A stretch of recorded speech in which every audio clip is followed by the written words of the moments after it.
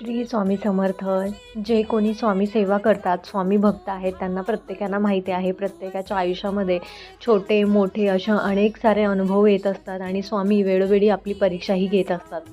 पण त्या घेतलेल्या परीक्षेमध्ये आपणही तितकंच पास व्हायचं असतं.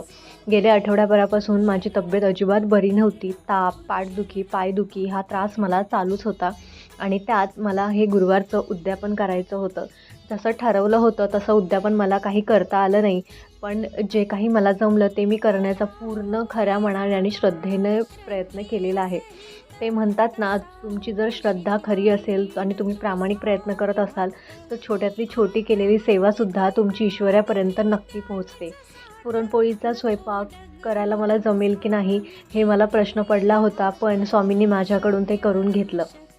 संध्याकाळी दिवाबत्ती केली, स्वामींची आरती केली, धूप दाखवला आणि आम्हाला मठात जायचं होतं. 2-3 दिवसापासून कंटिन्यू पाऊस पडत होता आणि संध्याकाळीसुद्धा पावसात कसं जायचं हा प्रश्न पडला होता.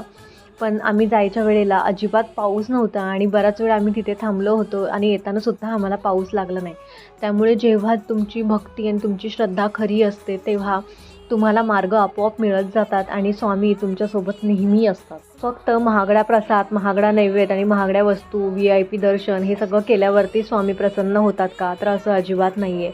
तुम्ही केलेली छोट्यातलं छोटी सेवा, अगदी नामस्मरणसुद्धा तुम्हाला खूप सुख देऊन जातं. फक्त तुमच्या मनामध्ये कोणाबद्दल कपट, राग, द्वेष ह्या सर्व गोष्टी नको. जे करायचं ते चांगल्या मनाने करावं. याबद्दल तुमचं मत काय? मला नक्की कमेंट करून सांगा.